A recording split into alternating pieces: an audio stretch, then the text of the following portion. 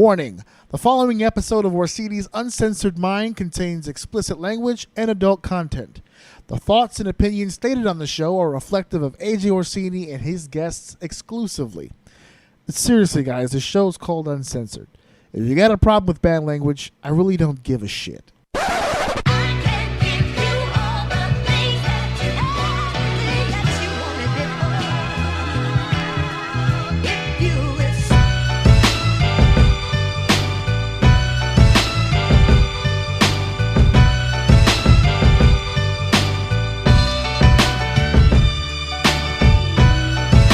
Welcome to Orsini's Uncensored Mind, and now your host, AJ Orsini. How the hell is everybody out there? This is your boy. This is your main man, your host of Orsini's Uncensored Mind. Of course, I am AJ Orsini, and I know I change it up every single week, but I'm just trying to see what works. How the hell are you? How the hell is going on? I mean, what the hell's going on? Man, you can tell. You can tell. One of those days, huh?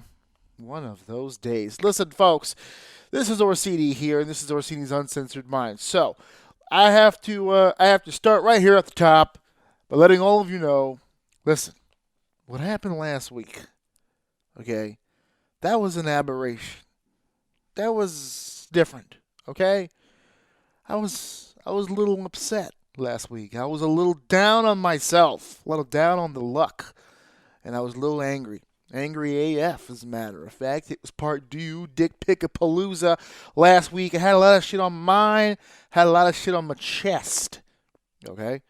And I managed to get most of it out pretty incoherently, actually, if you think about it. If you really look, if you really look at at the stuff I was talking about, it was, it got a little real last week. But that's all right. I'm in a much better mood this week, although I don't see how or why. The luck and the fortune of this household has changed very little. We're apartment hunting here on this end. We're looking for a brand new house of O. For those of you who don't follow me on social media, and shame on you, the links are below. I posted up just the other day. We're looking for a new house of O here. And nothing stalls that up more than when you're setting up a bunch of appointments and trying to get some deals done here, and you lose your cell phone, which had all the information in it, which is what happens. See, I've been busy doing schoolwork, and I've been doing work and all this different stuff. So my wife has been doing the research on the apartments, and yesterday she lost her phone. So we're taking a bit of a step back here, but we managed to rebound. We did some research and found those realtors up again, and we're back on track. Unfortunately, she's down a cell phone now. She actually has mine at the moment. So, Wednesday is the day of the show, folks. I am cell phone-less. I got my laptop, though, so I'm good to go. I've got some form of communication, so that's pretty cool. That's going to be all right. So, last week I was angry as fuck. This week not so much. Which again I'm saying I don't know how, because I just listed some things for you. In addition to all those things, my teeth are killing me again. For those of you who did not listen to the episodes earlier in the Orsini's Uncensored Mind universe, I got some pretty infamous episodes back then that are labeled Fuck Teeth. One Fuck Teeth, and then Fuck Teeth 2. I almost had the return of Fuck Teeth here today, but I'm rebounding here. The medications are kicking in, and everything seems to be okay. So I don't know why I'm not angry as fuck, but I definitely have all the reasons in the world to be. But I think last week was it was a bit much. So I'm taking a bit of a break from the anger cycle here and being a little bit more cheerful. As a matter of fact, we're going to get into something right now that might not be as cheerful, but it needs to be discussed. I know. I've done this a billion times now. I always bring up these topics, and I open it by saying, this needs to be discussed. Well, it does. It's non-wrestling related. This is another what the fuck. But it's not a what the fuck because it's funny or because it's an obscure thing, which is normally a what the fuck segment is. This is a what the fuck segment because I can't believe I'm actually reading what I'm reading and hearing what I'm hearing. So let's get into this shit. Deep. What in the fuck is he doing? What the fuck is going on in here on this day? What the fuck is happening? What the fuck is going on here? I need some clarification. So, for those of you who do not know, and there's quite a few who don't, I say that it's not an obscure thing, but because this has been in mainstream general pop uh, news stories as of late, which is not normally where I get my WTF shit from. But I had to talk about this. I had to talk about a man by the name of John Allen Chow, or Cho, or who cares. It's weird. I'm just going to call him John Allen for the remainder of this story. Now, if you don't know about John Allen, most of you who do are probably chuckling your asses off right now. This was the gentleman who received the ultimate sentence. He received death by spear to the chest. This is the young man, 27 years old, as a matter of fact, who traveled to the indigenous islands over in India. There's a tribe over there called the Sentinelese, whatever. This is an indigenous people. These people have been living on that island secluded for years, decades, centuries even. Some people are estimating up to 60,000 years here that they have been secluded and cut off from the rest of the world. This is as old school a tribe as you're going to find anywhere on the planet. These are the last few remaining prehistoric versions of humanity here we're talking about here. They're on this island here, minding their own goddamn business. As a matter of fact, what is this? It's on India's Andaman and Nicobar Islands over here. The reason why I'm bringing this up, not just because he got speared in the chest, but the many different circumstances involving this death and this unfortunate situation. So, from what I'm gathering here, and I've dabbled here on a few different websites here just to try to get some solid information. The one I'm going to take from the most is a BBC News article here that was taking place as early as November the 21st. The reason why I chose this one is because it has some very unique information in it that I haven't been able to find in other articles. Usually a lot of these articles are cut and paste, so I don't pay too much attention to them. But this one I had to talk about a little bit because when it first broke, when this story first broke, it had all this shit to do with God. That he was some sort of Christian missionary. That he was on this trip to convert these islanders here to Christianity, which of course looks bad on the outside. I'm glad I waited a while for the story to develop because we're now learning that that's really not the case here. Yes, he was a devout Christian, and yes, he's one of those annoying ones where everything is about God and all praise to him and yada yada yada yada, all that stuff, right? To each his own. That's the kind of shit that gets your rocks off. That's the kind of shit that gets your rocks off. But it wasn't the prime reason he went. No, as dumb as that would be, it actually gets stupider because all it really was for him is he labels himself as a bit of an adventurer. He's all over Instagram, he's all over social media, taking all these different photos with different peoples and different civilizations.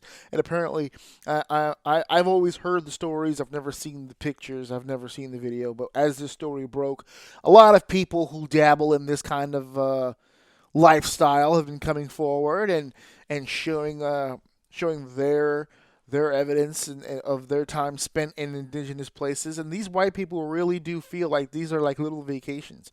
They come, they shake hands with these little brown people, and they go home. And in this particular case, this gentleman was trying to head to an island that nobody goes to. No one is allowed to go to. The Indian government stays away from it. The fishermen in the local area stay away from it. Everyone. He had every red sign in the book to tell him, this is a terrible idea, you shouldn't do this. When the government of an entire country, especially one the size of India, when you've got a government overseeing that many people that look you in the face and say, this is probably a bad idea, you shouldn't do this, this is a different type of people, this is not the type of people you want to be around. When they tell you no, and then you go, because let's face it, folks, and it's written here, and it's true, he got on this island illegally. He wasn't supposed to be there. He bribed some fishermen to go to this island and see these people, and they killed him. They killed him almost instantly. The fishermen, they were throwing spears when they dropped him off, and they still dropped him off, which is the hilarious part of the entire deal. They dropped his ass off and said, "All right, gringo, we'll see you tomorrow," and he came back, and yeah, he was not only dead, but they buried him. So the Indian government has been trying to retrieve the body, and they can't do it. they can't get on that island because these fucking people won't let him do it, and that's it. He belongs to them now. So, Mr. Adventurer gave up his body for that habit, or should I say, for that hobby. And that's pretty much the end of that story. But the reason I really want to talk about this is because there's an element of humanity in this. There's an element of humanity and lack thereof. And that's where I'm going to get to here, because I know last week I came off very angry. I'm not angry today. I'm speaking to you reasonably and within clear sound and body here. And there's a level of humanity here I don't possess. This is another piece of the Orsini puzzle for you guys to put together as far as me and my personality goes. I possess no humanity in this situation. Not a single tear was shed. As a matter of fact, there was probably more chuckles involved in this than concern. I don't want to use the word deserved, but I mean, you get what you got coming to you here. You bulldozed through so many red signs here. So many stop signs were in your way. So many different ways people told you this was a bad idea. They told you it was bad. You could die out there. They're going to kill you. This is not going to go well for you. And he just pushed and pushed and pushed because he wanted to be an adventurer. He wanted to live life. You're not living life now. You're in the ground. You're worm food at this point. So there's no humanity in this. I don't care. I'm not one of these people where it's just like, well, I support my fellow man. On a human level, you have to feel for him. Nope. No, if you're stupid or if you're bad, evil, and you die, I don't care. And I include stupid in there. If you're doing something, it's like the guy who climbed the tiger cage and then got mauled and then wants to cry about it after the fact. He got drunk and thought it'd be cool to jump into the tiger cage, and he got mauled, because tiger. And then he got mauled, and then he starts crying about it after the fact, wants to sue the zoo, and just sue the zoo. Bitch, you jumped into a tiger cage. What the fuck what did you think was gonna happen? Tea, crumpets, the dolls were gonna come out, you put a nice plaid blanket down, you sit down and you talk about the day's events. It's a tiger cage. He's gonna be tiger and do tiger-like things to your face. And it's the same thing here. They said, dude, if you go on this island, they're gonna kill you. And the fisherman said, if you go on this island, we're gonna kill you. And the people said, if you come to our island, we're gonna kill you. And then they killed him, and now the Christian community wants these people either taken out or arrested. Taken out or arrested? What the fuck are you talking about? He trespassed. He trespassed. He was in an area he wasn't supposed to be in. And he died. Stupidly. Instead of, if you want to arrest anybody, if you want to put charges or if you want to point a finger at somebody at fault, maybe at best the fishermen. Because they took the money. They took the bribe. This is what happens when you take those things. This is the consequences of that. So if you want to point a finger at literally anybody, I guess it would be the fisherman. But even then, I'm pretty sure they told him 1,000 times, this is not a good idea. They probably knew at that moment, we're taking a dying man's money, folks. Let's just take his ass over there and let's just see what happens. And what happened is he got spears stuck through his entire body and he's fucking dead now. So, let this be a lesson to you for all you fucking people that like going to all these foreign countries and taking these trips into other people's fucking houses and dealing into their fucking environment, dealing in their fucking territory is a good fucking chance they're gonna fucking kill you. This island isn't the only place. I tell people all the time, this is why I don't like traveling all outside of the country. I've done it a few times, and every time that I've done it, I have felt out of place and weird. Weird. Because it's not my environment, dude. When you start fucking in other people's shit, it's not good. White people have always had this mentality, since day one, that the world is their oyster. They could just go wherever they want to go. They set sail, or nowadays they buy a plane ticket, they just go, let's go to Indonesia for no reason. Okay, bitch, come to Indonesia. See what happens to that milky white ass.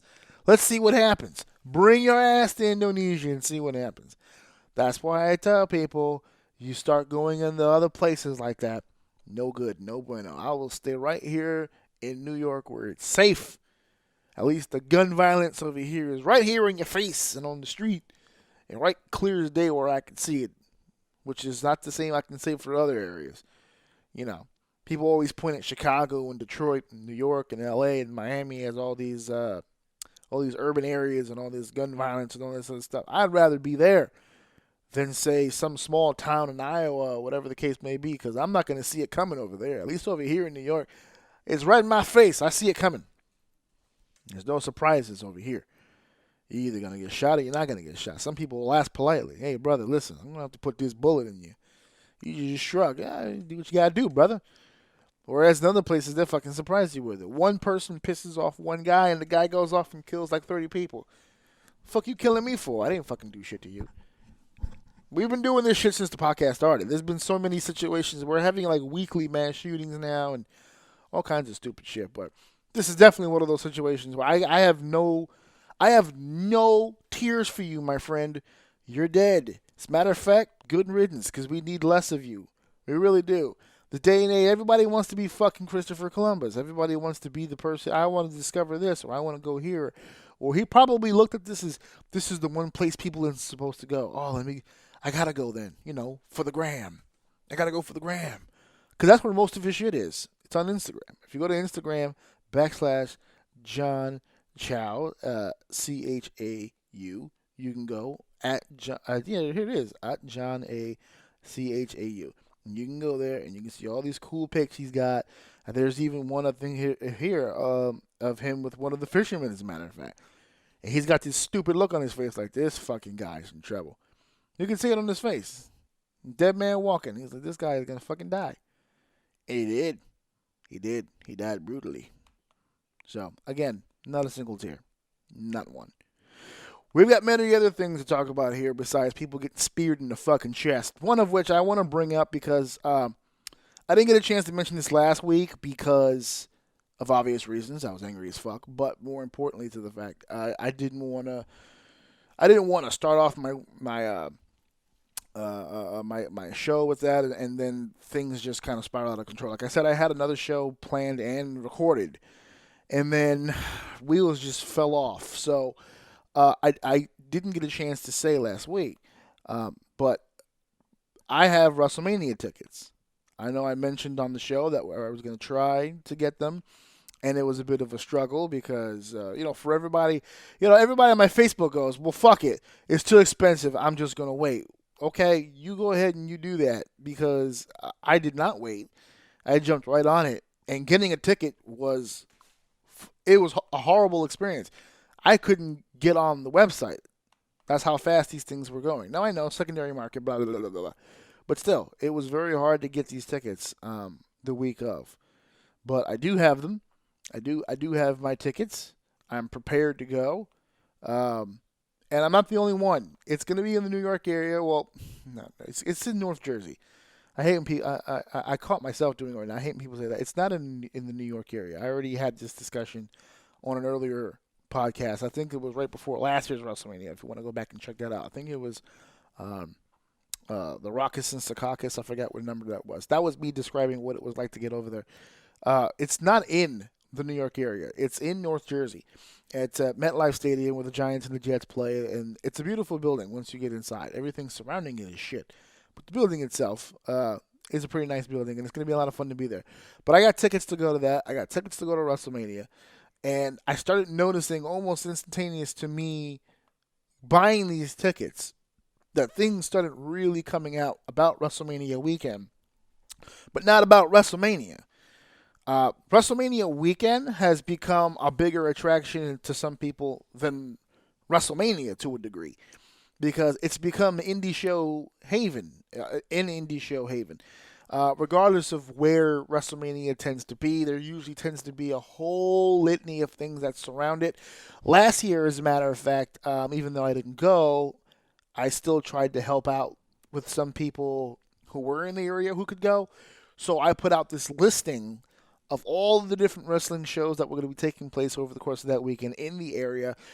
I will be doing that again this year. It will be easier for me this year, considering most of the companies that are going to be running around WrestleMania are my local indie companies here, which is easy for me to keep track of. Before I was putting out stuff, I had to look them up just to give the indication there. But here it's easier because I live here. I know most of the companies that are going to be running.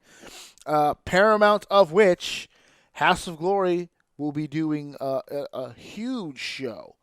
WrestleMania weekend. I mean, they got the freaking Great Muta coming in. I know Game Changer Wrestling has a lot of things coming on in Jersey. in North Jersey, I should say, which is where a lot of people coming in for WrestleMania, I promise you, will be. That was my advice last year. If you're not from New York or you're not from New Jersey and you're coming in to WrestleMania, you're flying into WrestleMania, right? Uh, that would be my advice to you, is what I said last time, which was you need to get a hotel in North Jersey. Don't get a hotel in New York City thinking, well, it's in the New York area. I'll just take a bus or a train and everything. It gets hectic over here. I'm telling you, it gets hectic. If you want this to be an easy process for you, get the hotel in North Jersey. That way, if you want to see the city, you can still see the city. You're not that far. You can still see the city. And when you head back to your hotel room, it'll just be easier for you. Because if you start from the hotel room in New York to get to MetLife, you're going to be in for a lot of fucking trouble. Traffic up the wazoo. This place is compact. If you don't know shit about New York City, I just tell you this: it's people upon people upon people. It's very uncomfortable. It's very crowded, especially for people who are used to having their own space, either driving their own car or just living in the rural areas where you have room. We don't have that here. New York City is one gigantic, smelly, stinking sardine can. Now, I love my city. This is where I was born. This is where I was raised. This is probably where I'm going to die. But saying all that lends to you my honesty about it. It's a shitty place. It's filled with it's a shitty, shitty place. I I don't rep my city nearly as hard as I used to when I was a kid. As an adult, I can see it for what it is, and it's just a shitty place. It's people on top of people. It's just not. I can understand now why the allure, why there's so many people who move to Florida, because there's just no room to do anything here. So if you're coming in to come see WrestleMania, I'm telling you, word of advice, get the hotel in North Jersey. It'd be a lot easier for you. It's less of a hassle. It's easier transportation to the building and back. Ubers and life lifts are much easier, believe me, from MetLife to a hotel in New Jersey as opposed to having to go through any of those tunnels to get into the city. You'll be sparing yourself a lot of stress and anxiety if you do that. But WrestleMania Weekend is going to be huge. There's a lot of companies going on. And I'll give you guys more information as we come along because things are still developing. But I just gave you two right there off the back that I know for a fact will be running. I think Capital Wrestling, which you've heard 1,000 times on this show, will also be doing something for that weekend. A lot of big time shows. And that's not including, those are the local shows. That's not including the stuff that I know Evolve will be doing and WNN will be doing and MLW will be doing. There's gonna be a lot of options here for wrestling shows coming up for WrestleMania weekend. It happens every year, but I just feel like recently, over the course of the last 2 or 3 years, it's really exploded. Beforehand, I think it was just something that indie companies did that was like some sort of smart move for them, or it just generated as much interest as they could. But now it's almost like it's part of the event. To the point where this year, if I'm not mistaken, I think this is the year. I think we talked about it on the show. The takeover before WrestleMania will be going head to head with a Ring of Honor New Japan G1 show, as the takeover will be taking place in the Barclays Center in Brooklyn, where G1 and ROH will be running Madison Square Garden, which is huge. I've been going to Ring of Honor shows. Well, I haven't been in a long time, but when I was going all the time, we used to go to the Manhattan Ballroom in Hammerstein all the time, which is across the street. It's literally it's a few feet away from Madison Square Garden. And we used to joke all the time, man, one day, we'll be standing across the street going to a Ring of Honor show. Well, that day is approaching fast. It's coming in April. It will be WrestleMania weekend, and G1 is a huge, huge time for New Japan. Again, I'm not a big New Japan guy. I don't follow as closely as most do, but I do know for a fact that the G1 is definitely a huge event for New Japan. So the fact that it's here, the fact that it's in New York, that it's competing against a takeover should be interesting. That's going to make for a very interesting weekend. There's going to be a lot of pissed off wrestling fans here in New York. They were pissed off the day that the tickets went on sale, and this kind of died down. But I'm sure when we get back to that weekend, man, it's going to go right back into being pissed off, because that is a really, really shitty situation to be in. If you've got limited funds and you've got one show maybe in you, man, that's going to be tough to pick. I made my selection. I'm going to Mania. As far as the two in between, G1 and TakeOver, I had my shot at G1. I had the screen right in front of me. I had the option to buy those tickets, and I couldn't bring myself to do it. It's pretty expensive at the time, Maybe as we get closer, those prices will drop. I don't know.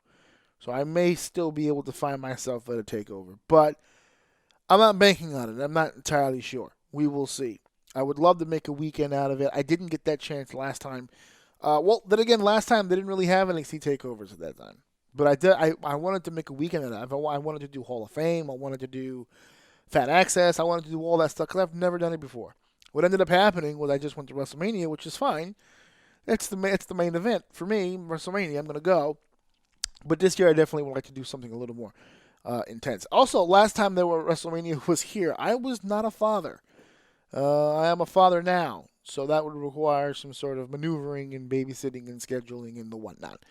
So we will see where that goes. I will update you guys as we get along here as to what's going to happen with that. We're going to be doing a lot more indie talk and a lot more indie work coming up in the next few weeks. Obviously not tonight because I'm running short on time today. I am behind. I got a big test tonight that I'm still studying for. I got projects I got to finish up. We're getting into the dog days here. It's about to hit December. Christmas is coming up around the corner, which means as broke as I am, it's only going to get worse from here. I know, broke. You just bought WrestleMania tickets. Well, that's why I'm broke. Like, what do you want me to? What do you want me to do? That's why I ain't got no money. I don't normally buy wrestling tickets anymore, But WrestleMania's in the neighborhood, so yeah, I'm going. But it did dig a hole in the pocket. Now, luckily, our debt situation got figured out big time. A couple of bonuses and a couple of short change stuff just took place, so the finances are looking better. So I will update you guys on whether or not that becomes a full weekend. I'm trying to decide what to do for Mania. A couple of people have told me that maybe I should do something live in the building, but then I was told that could be an issue for people with licensing and whatever. So I don't know. We're gonna work all that stuff out. I would love to do something from the building for the show because I know I'm still gonna have the show. I just know it. I gotta do the numbers and crack down and see what number that's gonna be because that'd be crazy. I have something very special set up for episode 69. Holla, holla, holla. So let me see. 64, 65. We'll do this together, folks. 65. Okay, let's go down here to December 66, 67, 68, 69. 70, 1, 2, 3, 4, 5, 6, 7, 8. Okay, I gave up because this thing's not cooperating. But it looks like we're going to be somewhere either in the high 80s or the low 90s here. Man, wait, now that I'm thinking about it numerically, how close to 100 will I be? Let me see, 64. Let's do it over. Hold on. 65, 66, 67, 68, 69 is there. 70, 1, 2, 3. Let's go to here. 4, 5, 6, 7, 8, 9, 10. That would be 80, 81, 82. And no, 82. Episode 82 will be happening before Mania. And let's get going. Wait, 3, 4, 5, 6, 7. 8, 9, 10. That's 90. And then, let me see, 5 was 91. 2, 3, 4, 5. And 6, 7, 8, 9. Here, August 7th. August 7th will be my 100th episode. Interesting, because I'm not, I won't be in school and I won't be working August 7th. Oh, we could do a damn thing. Oh, we can go off. Oh, this should be interesting. Okay, no, I'm super hyped now. Hold on, I didn't even think about that. I got something planned for 69. Now I'm learning 82 will be before WrestleMania. And now I have a definitive date for my 100th. Uh-oh. It's getting crazy over here. Hold on. I'm getting hyped. I'm going to have to do something real fucking special for 100. I don't know. Maybe I'll get a former WWE champion on my show. Oh, it's possible, by the way. It's very possible for me to get a former WWE champion on my show next week. For the 100th episode, that should be dope. Okay, yeah. So let's talk about this actually for a second. Now that I'm all on the hype train, whoop whoop. I'm all on the hype train right now. I have to make a confession here. I still haven't seen War Games yet. And I said that to a buddy of mine yesterday, and he disowned me essentially. I think I'm blocked on all social media. I haven't seen it yet, and for the reasons I laid out earlier, I've been busy. I got things to do. so I haven't had a chance to sit down and actually listen, or watch, I should say, to Takeover. I think I'm going to listen to it tonight. I'm not listen to it. Stop saying listen to it. I think I'm going to watch it tonight. Like I said, I have a big test. But what usually happens with these college tests is you come in, you sit down, you take your test, and you usually end up leaving, which means I usually end up leaving early. So if I do leave early, I'll probably that'll be my train ride. I'll probably watch Takeover. I no, it won't be my train ride. I don't have my fucking phone. So I guess I'll be watching it this weekend because after tonight I have math, and then I'm done. And then I'm done. I'll pretty much be done with all things school related until the end of January. So that'll be cool. So yeah, maybe this weekend. Maybe this weekend we'll get our shit together and we will get on the ride. But I did catch Survivor Series, and I talked a little bit about that last week in a very angry way. But nonetheless, I did talk about it. So we're moving on from that. We're moving on to TLC, and TLC to me usually is a garbage pay-per-view. They've completely wiped their ass with the tradition and the lineage and the importance of a TLC. Although the card's shaping out pretty nice so far. So far, I've been interested. We're getting the rematch between Daniel Bryan and AJ Styles, which is interesting. They announced a triple threat TLC match for this pay-per-view for the WWE SmackDown Women's Championship. Charlotte Flair and Becky Lynch, Becky Lynch, and Asuka. And I'm gonna tell you that's a pretty dope matchup so far. The Raw side also has a very interesting matchup with the Face Breaker, Nia Jax, competing against Ronda Rousey for the WWE Raw Women's Championship. We're going to get into the Face Breaker in a second. I already mentioned that. Braun Strowman and Baron Corbin is still on. Shitload of stipulations that nobody cares about. Rollins and Ambrose for the Intercontinental Championship. And apparently the Mixed Match Challenge final is going to be on this show. So, yeah, pretty much a throwaway show, like I said, but there are a few matches here. Bryan and Styles, obviously. I definitely want to see the Face Breaker in action. I am not that enthralled right now with Rollins and Ambrose. And I think the reason is because of this. I'm not enthralled with Seth Rollins and Dean Ambrose because I think Seth Rollins is doing a hell of a job. I think Dean Ambrose is doing a hell of a job, especially with his heel turn. Those heel promos so far have been very, very close to the Mox promos of the old, and we'll see how he progresses over time and see how close he can walk that line and tap into that parental advisory promos he used to do back in the day. But I think the reason why I'm just not feeling this is because both of them are giving me all new shit, but against each other, which is really old shit.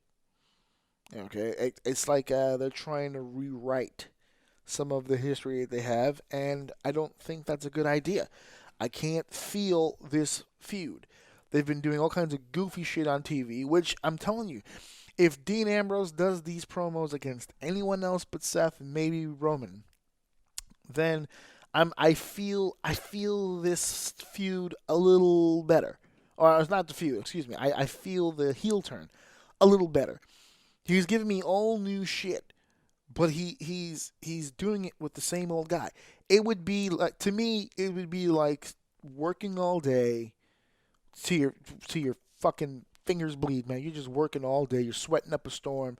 You're not feeling your usual self. You go home and you take all your clothes off and you hop into the shower and you clean up. You soap up, you shampoo your hair, you get all clean and you're feeling good and you're feeling sexy and you're all and you're feeling good, and then you get out of the shower and you put your old clothes back on, drawers and all.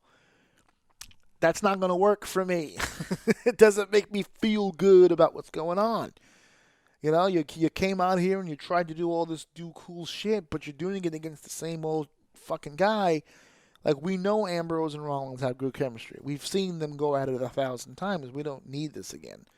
I think Ambrose against literally anybody else would have been an improvement in this situation, and I just think it's unfair for both of them.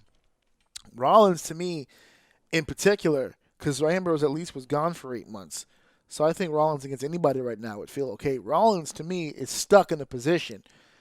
I don't want to say getting stale because he's not. His matches are still consistently better than most. But his row gallery, his list of opponents is shrinking. He's wrestling the same guys over and over and over and over and over. The match with Shinsuke at Survivor Series, while not the match I think people thought, at least it was a different matchup. Shinsuke and Rollins, at least it was something we've never really seen from Seth before. They're going to need to freshen that guy up big time, especially if the rumored plans are true and he's going to be competing in a high-profile matchup at WrestleMania. We're going to need to freshen that shit up then. You know, and a run as the WWE Universal Championship may not mean much if nobody's really behind the guy. Now, I know he gets the big pop. Burn it down! I get it. But after that, you know, everyone's sitting in the seats watching a rerun episode. So hopefully they can mush all that stuff around here. Now, I gave you the matches for TLC. Again, it's throwaway. But I want to talk about the face breaker for just a second here. I don't want to give people the impression, or should I say, this is my opportunity here to rid people of the idea that I'm making fun of the situation that happened between Nia Jax and Becky Lynch, because I'm not. What happened with Becky Lynch was unfortunate and it fucking sucks. I said it when it happened. I'm saying it again now. It's just a terrible situation. It fucking sucks. It sucks for everybody. All right. It sucks for Becky, it sucks for Ronda, it sucks for Nia because now she's got the heat. What heat, AJ? Nia's competing for the championship. Trust me, she's got heat. All right, she's in that situation because it's a duh situation. The size of that woman, she's an attraction. All right, there's no one in the women's division that looks like her, that moves like her. You gotta push her. There's not really a whole lot you can do.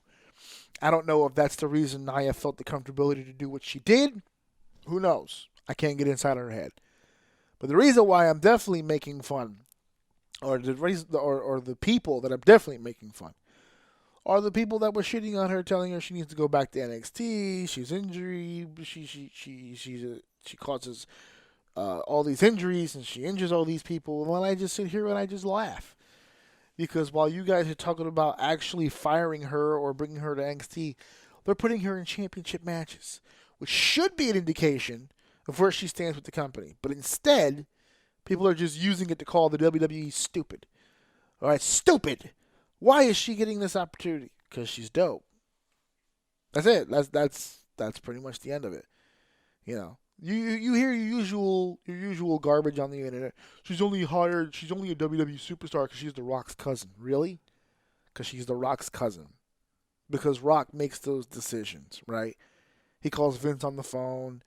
He says, here, you're going to hire this guy. He's good. Put him over. Make him a champion. Put him over at WrestleMania over your top heel. Make her a champion. Give her a nice lengthy run. Make her be the one opponent against Ronda Rousey that makes any sense. Right? That's what Rock does. Rock makes sure that his family's in a high-profile situation all the time, right? Wasn't this the same shit we used to hear about Roman in the beginning when he's only getting pushed because he's The Rock's cousin? I have a news update for all of you. You know how many fucking cousins The Rock has? A ton. These Samoan people are tough. They fight. They do two things in life. They fight and they fuck. That's what Samoans do. They fight and they fuck. Sometimes together. Some of these Samoan women are pretty wild. Okay? Sometimes they do it together. Sometimes they fight, then they fuck, or sometimes they fuck and then they fight. Either way, there's a lot of fucking Samoan kids out there. And there are a lot of fucking cousins for The Rock. They're not all hired by the WWE. All right? There's no wrestling company, even the one that my boys work for over at WXW, is not littered with Anawahis. It's just not. There are a few, and then that's it. You don't get hired by the WWE. You don't get put on payroll. You don't get brought in as a superstar, as a member of the WWE roster, simply because you're genetically linked to The Rock. That makes zero fucking sense. There's no logic in that. Zero. None. I don't even know how people got onto that topic in the first place. But this continuing theme that she's only there because she's The Rock's cousin. is by far one of the excuse me, by far one of the stupidest things I have ever heard.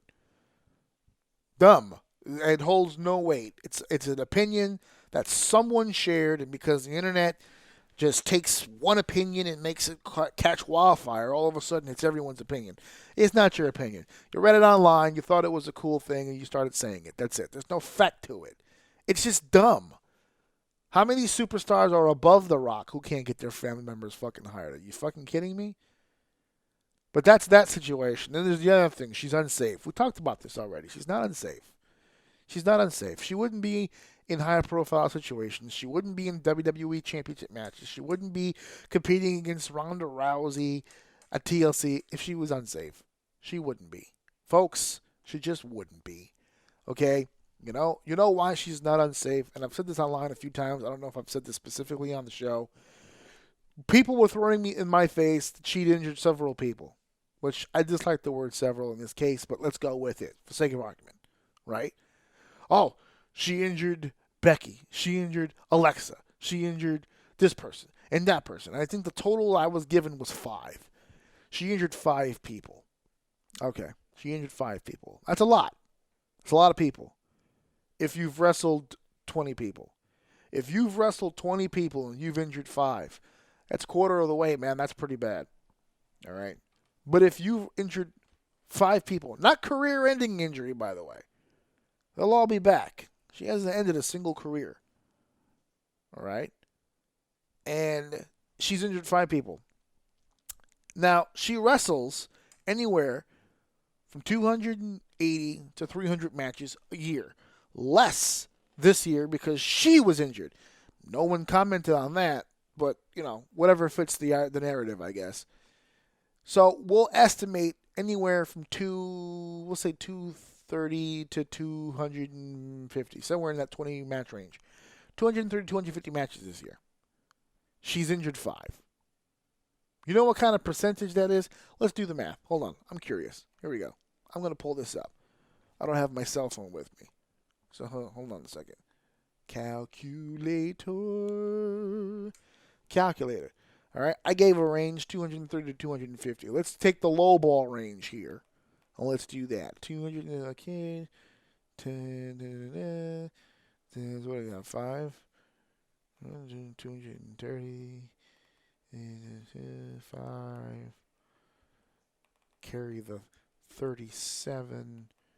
And divided by 5. I think I did that wrong. I think I'm supposed to do 5. So let's do that. 5 divided by 30.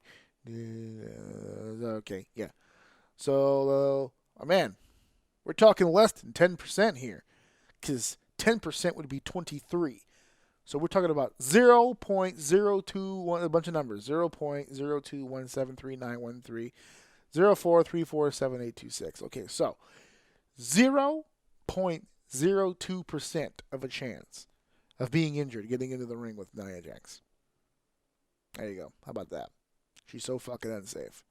But here's the thing.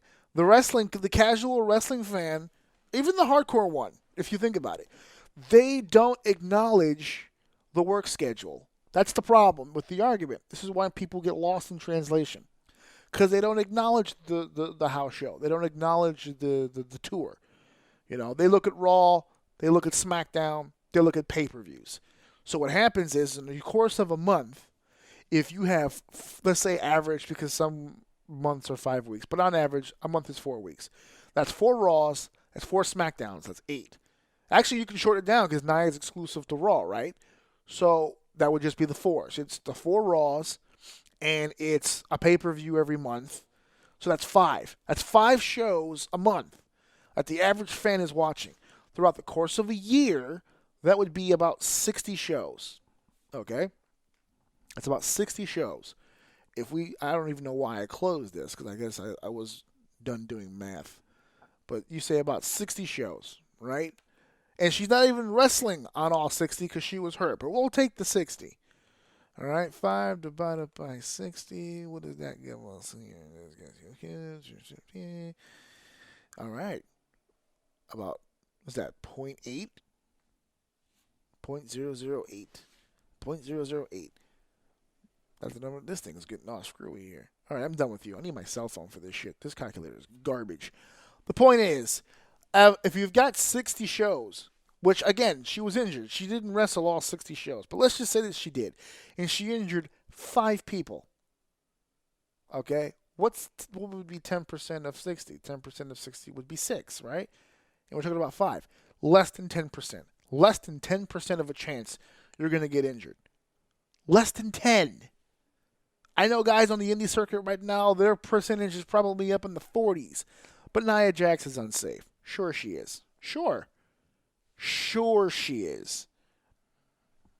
It's dumb. It's just dumb. It's selective. It's, in my world, this is what I've seen. And then it's funny, the people who are complaining the most about her being unsafe, you know how I just gave you the numbers here, about 60 shows on average, if you're just watching Raw and pay-per-views. There are people who go online who proudly bang their chest that they don't even watch the WWE anymore. Even if they do, they catch a show here and there. They don't watch it all the time. So that number drops down even less. So let's say on average, the hardcore fan who hates the WWE, they miss pay-per-views, they don't watch Raw regularly. Now you're shrinking the number down even more. So now you have what? On average, they'll see a couple of Raws. Let's just say, let's say they watched every pay-per-view, which would be 12, and which is actually more now with this schedule, but let's just say it's 12. Let's say out of principle, they didn't watch Crown Jewel or the Greatest Royal Rumble, right? Or they didn't watch the Starrcade event or whatever the fuck. They just watched the regular pay-per-views.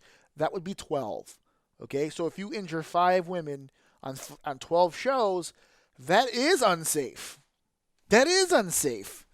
That's where you fall into that category. That's why people are of the belief she's unsafe. Because in their world, they only see her but so many times, and every time they see her, it's another injury. So in their minds, she's unsafe. But in reality, she wrestles these women 1,000 times. Alexa Bliss is 77 fucking pounds. She is the smallest grown woman I've ever seen in the wrestling business. Small. Nia is quite possibly one of the biggest women that have ever been in the wrestling business, or at least in the both of them I'm referring to the WWE scale. And they've wrestled each other 1,000 times. They're best friends.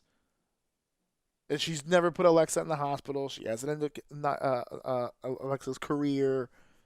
Nothing. Accidents happen. I'll put it to you the other way.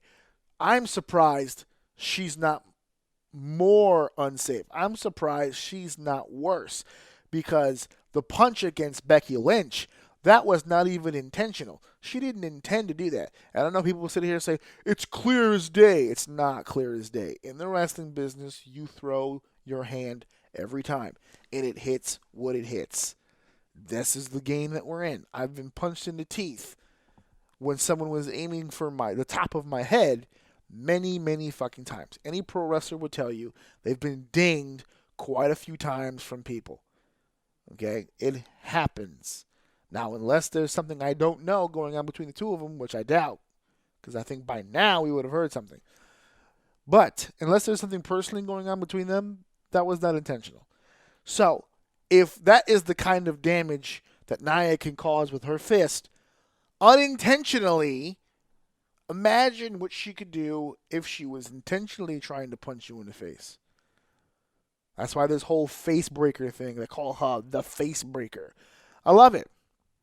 Because she's going to go out there against Ronda Rousey and TLC, and they're going to have a pretty comparable match. The match they had at Money in the Bank earlier in the year, wasn't that terrible? Wasn't that terrible? And you would think Nia Jax, this unsafe woman, right? Put her in a Battle Royal Evolution. She's just going to be injuring chicks left and right. Oh, that's right. She didn't injure anybody. Because she's not unsafe. Duh. I don't even know why I had to explain that.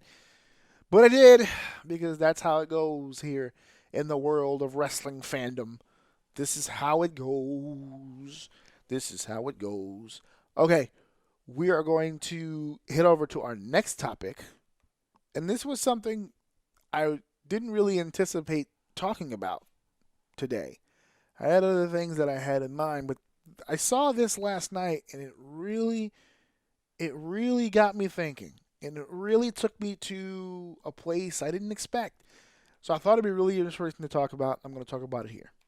And now back to Action News 5. Our top story tonight. Ladies and gentlemen, can I please have your attention? I've just been handed an urgent and horrifying news story. Absolutely. I was handed this last night. Gift wrapped, if you will. I can't believe my eyes, and I couldn't believe my ears last night. But I was watching SmackDown Live, or at least I had it on in the background whilst I was doing my actual work that I was supposed to be doing and trying my best to be a mature, responsible adult. I could not help keep my eyes on the screen as I started seeing advertisements. I started seeing advertisements for a particular individual who was celebrating an anniversary. They were celebrating an anniversary, and I just have to give the guy credit. And I absolutely needed to talk about this guy, and I hope you guys will afford me a chance to really legitimately talk about this guy full out. Wait, that was my bad. That was the wrong track. Hold on a second. I'm working the board here. I'm sorry about that. No, that was super intentional. Ha! My man Jinder, man. He's on a roll. He's winning. And that's not a coincidence, folks. WrestleMania season's right around the corner. You need this guy hot again. That is not a mistake. Anywho, yes. So they talked about somebody else last night.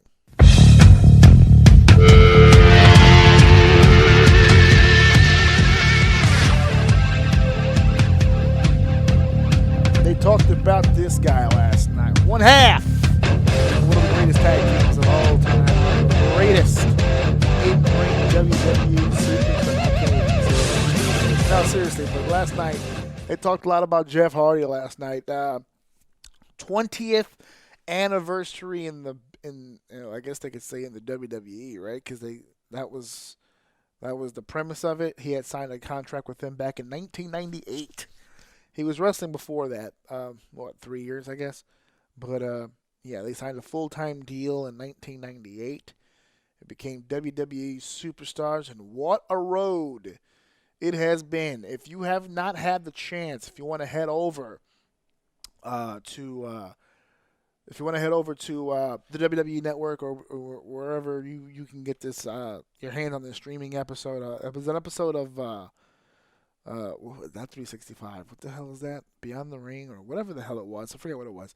That little in-depth documentary they did on the Hardys and their run in the WWE, what happened to them when they left, and the problems and the successes and everything they did. Really in-depth interview that they did. I felt it was honest, or as honest as it could be, about their trials and tribulations. And listen, there's a lot to celebrate here. I'm not going to lie. I was one of the biggest Hardy Boy marks back in the day when I was a kid. I got the infamous photo of me with the purple long sleeve and the purple headband that I've had on my social media for forever. I was a fan. For a while there, I was very close to getting that Hardy Boy logo tattooed. The one with the wings is dope. I was a big fan. There were a lot of people who were big fans. The Hardy Boys were rock stars. When they were in their 20s, man, they were the rock and roll express of my generation. They really were. And there's a lot to celebrate there. Their achievements, what they've given to this industry, what they've given to this business, the respect that they've earned. There really is no words that can describe how grateful I am for what they've contributed to the business and what they've done. And last night when they mentioned it was his 20th anniversary, I started getting flooded with a lot of memories. And that video package they played last night was wonderful. It was a beautiful package. I just got flooded, and all these memories just started flooding right in my head. And I was just filled with such joy because there's so many memories. The whisper in the wind from the top of the cage at Survivor Series, the WrestleMania bump, the big ladder where he broke his tailbone, the big swanton from the top. One of my favorite of all time, the Madison Square Garden swanton above the other side of the taxi, through the Dudleys, those TLC matches. I mean, even as a singles guy, the big WWE title win against Edge and Triple H. I mean, there's the feud with CM Punk on his way out, and even there since his return, the big pop they got at WrestleMania. The Hardy Boys, as a tandem, have been synonymous with some of the most entertaining sections of my life. So last night it was good to see him out there, and then Samoa Joe came out, and Samoa Joe poured some nice, cool, refreshing water on everyone's faces last night. And I know it was scripted, and I know a lot of that stuff was approved ahead of time, and Jeff was just going with this because they're going and leaning towards a nice little psychological feud between Joe and Hardy, and I get all that. But I couldn't help but think in my head, Samoa Joe didn't really tell any lies last night when he was saying the things that he said, which was looking at the package filled him with a lot of memories. And it was probably good for Jeff because he probably couldn't remember half of that shit since he was on so much stuff, and basically making reference to his drug abuse in the past and all of his situations. And I'm going to be honest with you, I mentioned earlier I was really close to getting that Hardy Boy tattoo because I was just such a big fan. But I think a lot of the reason why I respect him as a professional, I respect him as a person, I respect him as a wrestler, but I respect him less. And the reason for that is because I hold people responsible for their decisions. I hold people responsible for their actions. Is there such a thing as second chances? Is there such a thing as recouping and coming back from negativity? Absolutely yes. I am not going to sit here and say that he's a piece of shit and he should be shunned from the industry forever for everything that he's done. No, that's not what I'm saying. What I'm saying is apologies and second chances don't erase fuck-ups. When you fuck with people's lives, not just your own, but you fuck with people's lives, those shouldn't be swept under the rug. You should be held accountable for your actions. Now, you can recover, like I said, but it doesn't erase what you've done. All it does is, when you get a second chance and you strive and you do better, all it does is prove that you learned from your lesson, which is good. It's a good quality to have. What it means is you can stay in my life, is what that means. But you don't forget.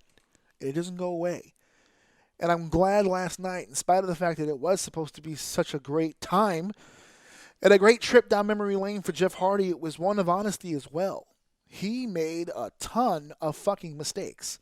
A ton. And I did the same thing. Hey, listen, I'm just keeping the same energy here. I love Stan Lee. But on the episode 62, when we did Stan Lee, we talked about the good, we talked about the bad. We're going to do the same thing here. He did a lot of good. But he did a lot of bad. The drug abuse, the trafficking, the intent to sell, the just loading himself up and endangering people he was working with. There's a long list, a laundry list of fucking things that this guy did that is not good at all. And yes, he climbed back, but man, you want to talk about privilege. I mean, this guy was given 8 million chances to succeed. He was just so gifted and so talented that he literally was the exception to almost every rule. I don't know how many drug policies he's failed. I don't know how many times he's been arrested. He told the story on the network about the police raiding his home and seizing God knows how much and narcotics and all kinds of shit. Same thing with Matt Hardy. You climb up and you work hard to try to get things erased, but it doesn't. It stains you. It does. It stains you.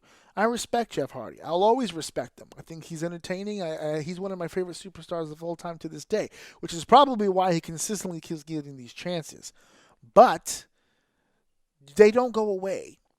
It's the same thing with the love, and I don't want to go down this route because I know people are gonna disagree with me, and that's fine. You can do that. I don't really give a shit. But all this love for Eddie Guerrero, it's a lot like that for me. That situation with Eddie Guerrero. Eddie Guerrero is one of the greatest superstars who ever lived. No one can dispute that. I can't dispute that. But he made a lot of mistakes. He was great, but he made a lot of mistakes. He was not perfect.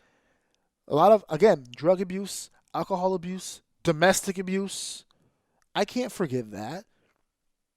He worked really hard and redoing all the wiring within him. He changed who he was as a person from the ground up to the point where everyone involved had forgiven him. Vicky forgave him. The family forgave him.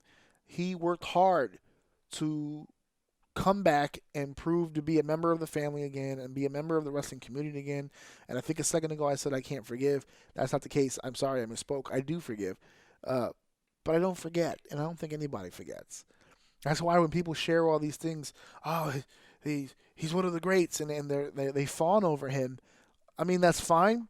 As a fan, you can do that. But I don't forget what he did. And I think that comes from a personal place. I think that comes from me.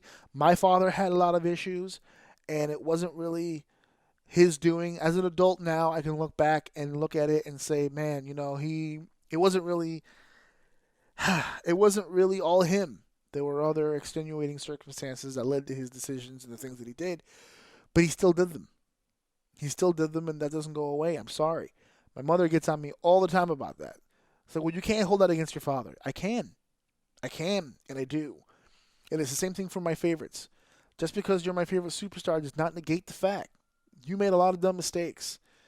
And I think you should be held accountable for that. And I think it should take away some things from your legacy.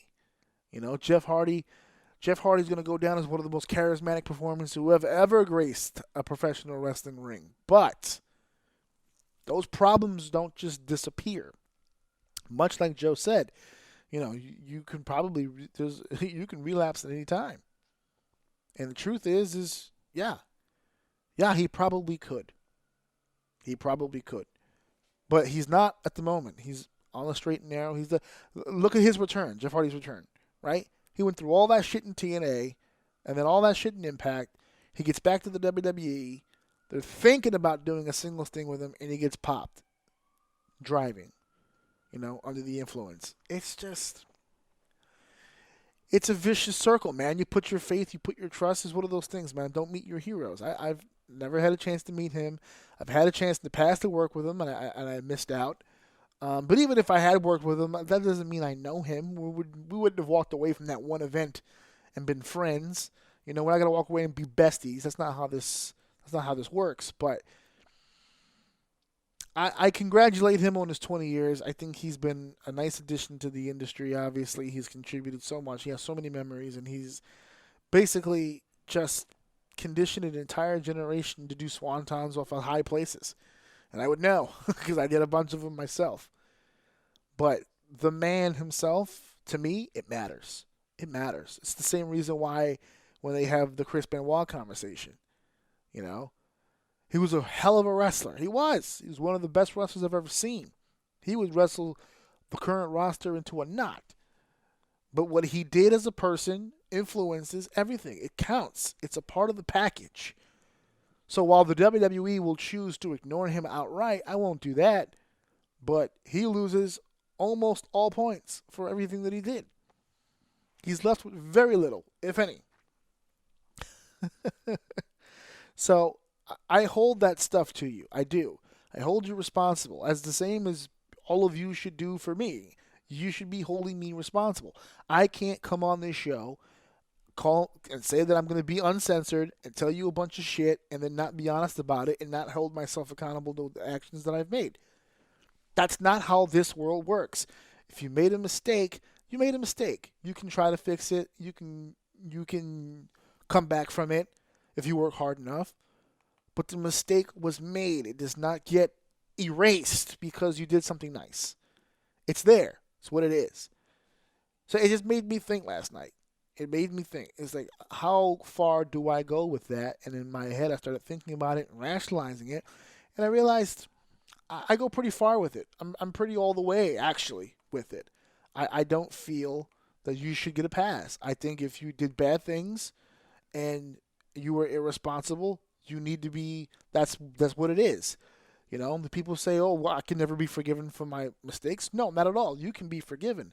It just isn't going away. It's what you did. It's part of your resume now. It's stuck to you, and there's no way around it. So be careful with your decision making. If you're young enough right now to listen to this and you still got time, be careful. because the stuff that you do stays with you forever. Forever. It does not go away. So, thank you guys so much for listening to the show. I have a lot of big things coming up. I snuck this one in here so that you guys can get an episode this week. I talked about a few things here that I thought was pretty interesting. But next few weeks, actually, now once this test is over, I got a lot of cool stuff coming up. We're going to be talking about some pretty interesting shit. So, thank you guys for listening. Thank you guys for enjoying. Thank you guys for downloading. And, of course, thank you guys. I said it already, right? For enjoying. Man, I am all over the map. I got to get my shit together. All right, guys. Peace. Hey everybody, this is your main man, AJ Orsini, and I am your host of Orsini's Uncensored Mind, and that's the show where I dig into this old brain here, this old cerebellum, and pull out the most unadulterated, uncensored thought. I'm just about whatever's rolling around in here, man. We're talking about TV shows, music, comic books, games, movies, all forms of entertainment, and of course my primary field of expertise, professional wrestling. If you're down for all that, down for interviews with up-and-coming talent, down for roundtable discussions, down for all that stuff, head over to ajoum.podbean.com every Wednesday night at 9 p.m. Got a problem with Podbean? No problem with me. You can check me out on all kinds of platforms. iTunes, Spotify, Stitcher Radio, Google Play Music, TuneIn Radio app, Listen Notes, Castbox.fm, and now, starting right now, you can catch me on iHeartRadio. 15 countries, thousands of downloads. Join the squad of vote today. At my house, listen to my daddy so. Ocean is SMI.